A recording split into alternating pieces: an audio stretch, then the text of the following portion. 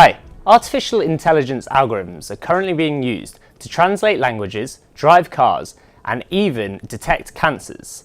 As such, they've garnered the attention of the world's media. However, they're not the overnight success that many have been led to believe. Today on LokadTV, we're going to go back to the start and investigate the generational development of machine learning, and also understand if this gradual progress can give us any clues as what to the future of machine learning may hold. So Johannes, what did this first generation of machine learning kind of look like? When did it come about? So interestingly enough, I would say the first machine learning algorithms were, I believe, in a way, related to supply chain with the very first time series forecasting algorithm that emerged during the 50s and the 60s. So it had all the core ingredients. It was data-driven, it was statistical, and indeed it was trying to learn patterns from the data. And that was the first generation of those algorithms. At the time, people would not refer that as machine learning. They were like just forecasting algorithm, but all the ingredients were there. And so what kind of methods? I mean, most supply chain practitioners would know them. They would know moving average, exponential smoothing, and then there is more fancy methods from this era, such as the Holt model, the Winters model, the Holt-Winters model, the Box-Jenkins models, etc. So there was a whole series of relatively simple, in terms of algorithms, relatively simple models that emerged right at the beginning of, I would say, computers. And it's interesting to see that I would say, as soon as we basically had computers in companies, they were actually used to optimize supply chains, albeit for relatively modest purposes at the time. So imagine back then things were very different in the world of computational analysis. So what was kind of the main focus back in those days? I mean, the main focus was you had so little processing power. I mean, that means so little memory and so little capability to do a lot of calculations. So all those, I would say, first generation models that, let's say, that are dating back from 60s, 70s, they were all focused on being like super fast, meaning that you could process, that if you had 100 data points to process, you would have only a few thousands operations to do on those a few hundreds data points. So it was like algorithms that were designed for machines that had only kilobytes of memories and processor frequencies that were below 1 megahertz. Okay. And I imagine sort of back then there was much less resource being sort of applied to computational analysis compared to today, where you've got hundreds of thousands of people working on it. So sort of how long did it take for the next generation to sort of come about? Did it take a long time for that to come out? It was a gradual evolution. I mean, the one key ingredient that started to change, I would say, so we had the first wave of models that emerged, from, I would say, 60s, 70s, and they were all parametric models. So it was statistical models with a fixed number of parameters, typically no more than, let's say, a dozen. So what does that mean, a parameter? I mean like a number. So basically your statistical model had a couple of numbers that you could adjust, for the model to fit the data. And how many of such numbers did you have to adjust? That's the essence of the learning phase. It's to find those parameters. Well, the answer would be typically, let's say, half a dozen, maybe up to a dozen for the more fancy models. And that was it. And what happened during the late 80s and then more strongly in the 90s was the emergence of non-parametric statistical models. So that was interesting, because the first generation of models could not fit any kind of time series patterns or any kind of demand patterns. They had a very limited number of parameters, so they were very limited in what they could learn by observing historical data. The second generation, going from parametric to non-parametric, suddenly, if you had enough data, you could potentially learn any any pattern. And I think that was pretty much the breakthrough at the end of the 90s, was to uncover a whole series of models with nice mathematical properties, where given an arbitrary large number of data, you would get arbitrarily close to the best model. And without, I would say, ending up with an overfitting problem. So that was also a problem that emerged very rapidly, was that if you increase the number of parameters, then you can end up with a model that fit perfectly your historical data, but does not yield any predictive capabilities about the future. So, and this is a very, very puzzling problem, overfitting. It's about having a forecasting model that is accurate on the data that you do not have. So this problem got, I would say, statistician puzzle for decades, until some nice, satisfying solutions emerged with the Vapnik-Chevanen-Keys theory at the end of the 90s. Okay, so with these non-parametric models, after that, are we sort of starting to see the advent of machine learning and things like that? So how did that sort of come about, and what impact did that have? So it's interesting because in terms of terminology, we had several camps. We had the camp of, I would say, statistical learning. So statistical learnings were mathematicians who were doing statistics, and that came to use extensively computers to support their stuff. Machine learning was kind of the opposite. It was like computer folks who in the end got to those sort of problems and started to gradually move toward statistical algorithms. So you see, it was more a matter of perspective, and it even gave, I would say, it was even illustrated with different style of models. For example, on the statistical learning camp, you will have support vector machines that were very well understood from a mathematical perspective, so that was very appealing to, I would say, the hardcore statistical community. And then on the other side, you had, let's say, neural networks that were at the time a lot of numerical cooking that was very appealing to, let's say, the machine learning community. And but basically, it was more like a certain perspective on the domain, and they did gradually converge. Okay, and I guess it doesn't matter which camp you're in, but what was sort of evolving around you was also technology and the capability of what you could achieve with that technology. So what were the big improvements in technology, and what were the big breakthroughs that really helped with all of this? So the breakthroughs that came at the end of the 90s were the idea that if you had more data, you would get better results. I mean, and not just more data in the sense of longer time series, but also just more time series. So for supply chain, that means that can you get more accurate demand forecast just because you had more history? Well, the problem is that if you want to have like 1 year more of sales history, you need to wait 1 more year. So it's a very, very slow process.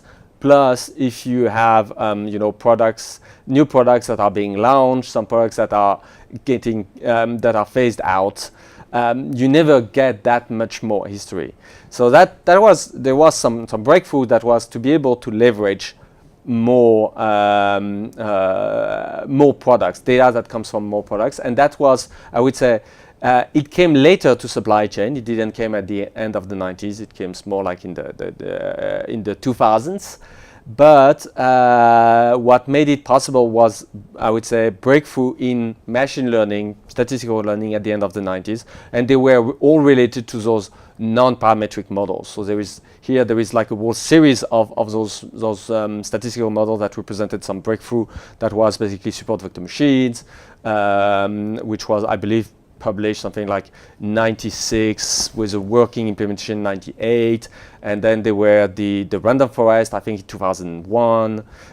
So there was a whole series of models that started to work very nicely in being able to capture information from larger dataset, with dataset that had also more diversity in terms of features. Okay, so as we sort of move past the millennium, we're then sort of entering the realms of now sort of deep learning. So what was the impact of this, and what was the key difference between deep learning and just standard machine learning?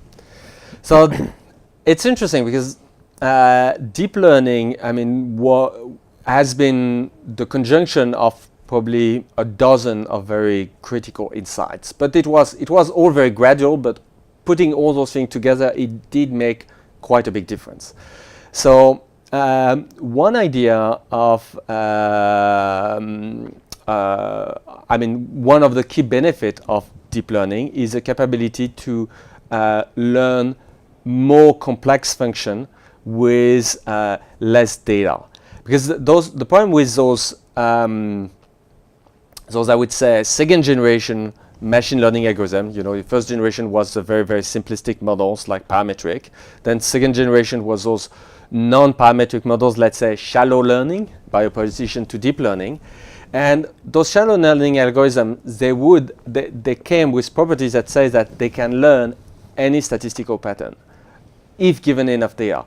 True, but in practice, it takes like a huge amount of data to get there. And by huge, I mean completely impractical. Deep learning, in a way, was capable of actually processing to make a better use of very large data sets. So it's interesting because first, deep learning does not necessarily outperform classical algorithm on small data sets. But when the data sets becomes very large, those classic, I would say, shallow learning algorithms, they do not really leverage as much as it's actually possible all the extra information that is there, while deep learning can. What makes, I would say, deep learning different? Well, first, we are back to parametric models. So it's a bit puzzling. We had those very, very early models that were as soon as, I would say, the 50s, the 60s, with parametrics that mean a fixed number of parameters. Then we went to non-parametric, where the number of parameters is dynamic. And then with deep learning, we are back to parametric models.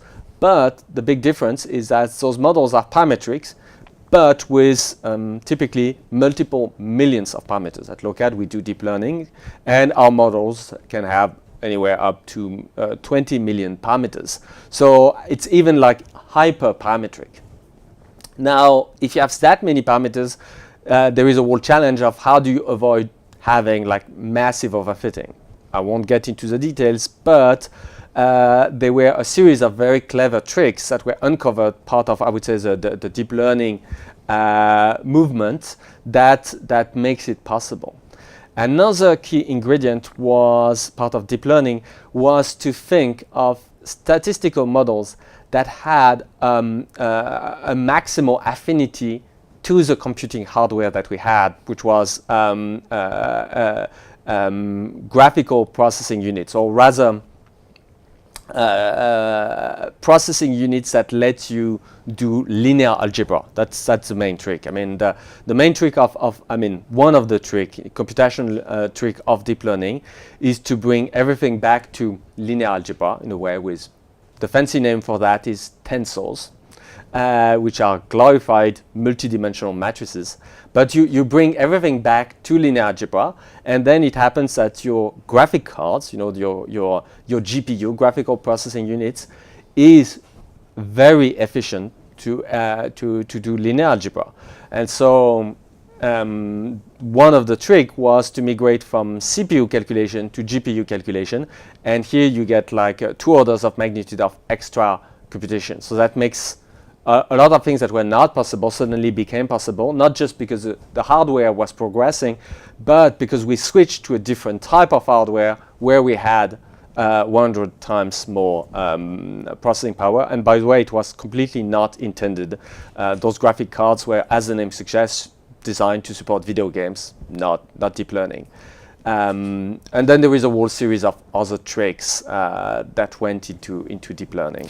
So you talk about there about sort of the hardware progressing, as well as the sort of the processing sort of capability. What were the other sort of technical sort of improvements that were made in the industry that made this possible? I mean, there was the advent of the cloud. How did that kind of fit into things? So the cloud did really help to facilitate gathering all the data. So that's the trick, is that if you want deep learning to be really of interest, you need a lot of data. And actually shuffling around terabytes of data is complicated. So cloud computing platforms facilitate that for everybody, because suddenly, for example, you don't have a disk quota. If you want to push 1 terabyte of data to a cloud, you won't get an error that says disk full, use another disk. You know, if you're using actually a physical drive, it will have a maximum capacity, and when the disk is full, you need to start pushing the data to a second disk and then a third disk, and it's a lot of manual processes just to manage, let's say, your storage. So with cloud computing platform, that this sort of, I would say, accidental problem just went away. So it was much easier to just consolidate all the data that you needed to even start doing deep learning. But then deep learnings and GPUs are also quite expensive. And they consume a lot of power energy. I mean, literally, graphic cards can easily consume something like 400 or 500 watts. So it's not massive, but if you start to have 10 of them, it's 5 kilowatt, and then it's suddenly it becomes like an electrical problem. If you want to have your like a multiple GPU farm. The cloud did actually ease that by offering you on-demand GPU farms, which was, and in the specific case of supply chain, it's very convenient, because typically you are only doing your statistical forecast once a day. So you can just allocate your GPUs for 1 hour, do all your calculation, and then give them back to your favorite cloud computing platform, which can be Microsoft Azure, Amazon Web Services, or Google Cloud, I mean, as you prefer. Basically, from the sounds of things, it sounds like machine learning has had sort of a very gradual development over the last few decades. So are there any clues from this that can sort of really look at the future and maybe see what the future of machine learning holds and what's coming up next? Yes, I mean, interestingly, I mean, everything goes in cycle in a way. So this I would say domain of machine learning started with parametric models and time series forecast. That was the early one. We went to non-parametric models with the first, I would say, shallow learning, but still generic machine learning algorithms. Then we went to hyper-parametric models. So that was parametric again with deep learning, fixed number of parameters.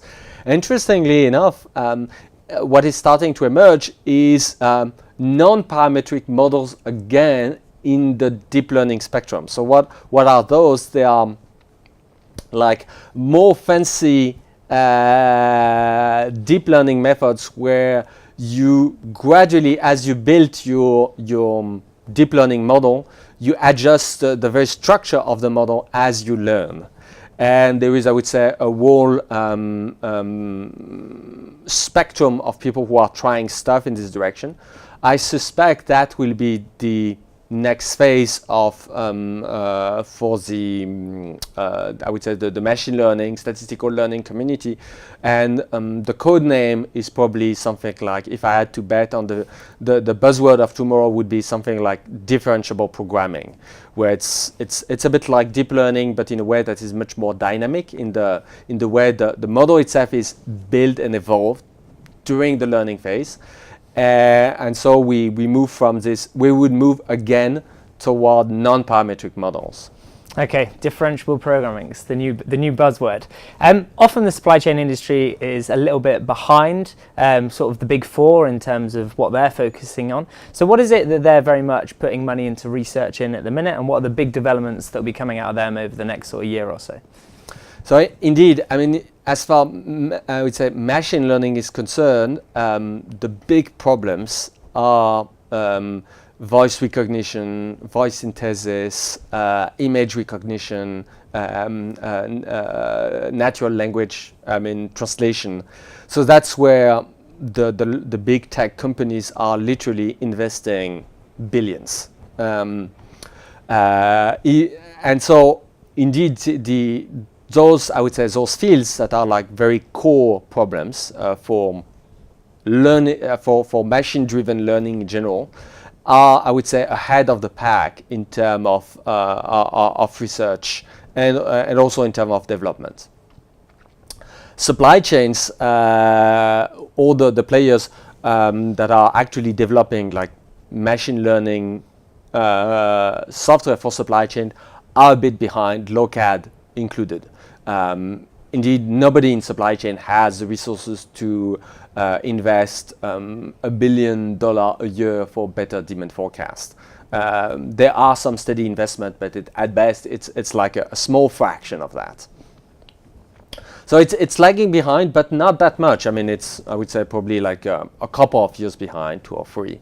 And the big development right now, I believe, is just to keep up with all those clever tricks that have been found on the big problems, so image, voice, I would say natural language, and to translate them into supply chain situations, which require some significant redevelopment. Also, just to give you an idea, those big problems, they have typically relatively fat chunks of data to process. So for example, if you want to process an image is going to be several megabytes at once. So you can, throw one GPU at it, and this GPU will process for a fraction of a second just this image. But so you don't need to be super fancy in the way you pipeline all your data between the CPU to the GPU, because your object, your image is so fat, it's a big object with a lot of information, that it will stay in the GPU for quite a while before the calculation is done. Supply chains, when you think of it, the sort of things that you want to optimize are, let's say, SKUs, storage keeping units. You have millions, tens of millions of them. And in terms of data, it's small. I mean, it's your entire history of movement for a SKU will just fit in a few kilobytes, but you have tens of millions. So so adapting those techniques that have been developed for the big machine learning problems to supply chains present a whole series of challenges. And in particular, it requires to make the most of both the CPU and the GPU, because there is a lot of calculations that are still better done in the supply chain context on the CPU side. Okay, so to sort of conclude, what we've kind of described today is an industry that's kind of constantly changing, it's constantly evolving. If you're a supply chain executive, what you're going to implement is going to be basically outdated just by design. So how can you possibly go about keeping up, and what's your main tip for that? Yes, I mean, the pace of change is a problem. I believe that it has kind of always been a problem I would say, as far computers were concerned. And I would suggest, I mean, nowadays the solution is relatively straightforward, is to go for SaaS, software as a service. So if you go for something like Lokad, for example, the trick is that, for example, we are at the 5th generation of our forecasting engine, but from our client perspective, they don't have to technically do pretty much anything to upgrade. We upgrade them, from one version to the next on their behalf, just because it's part of the package, it's part of the platform, and you do not have to really dedicate, efforts and people just to keep up. You have a vendor that does that for you. This was not the case when you had like on-premise, I would say, software, because upgrading from one version to the next is typically a lot of effort and a big project of its own. With the advent of SaaS software, this sort of problem became much easier. And by the way, for SaaS vendors, cloud computing platform did solve this very same problem for us. So you see, in terms of keeping up with an ever-changing technology, I would say your supply chain manager, you can have an app like Lokad, that is delivering this advanced predictive analytics to optimize your supply chain. It will keep up with the pace of change because this is SaaS, But the reality is that an app like a company like Lokad is also keeping up with the pace of change, because the cloud computing platform that we use is PaaS, platform as a service, and there is tons of things that gets upgraded for us all the time, so that we have more efficient, access to storage, access to virtual machines that now include more fancy hardware like GPUs, and all of that comes online, without us doing any kind of specific developments. Okay, sounds like everyone's basically keeping up with the Joneses going Yes. forward. So that's everything for this week. Thanks very much for tuning in. We'll see you next time, but thanks for watching for now.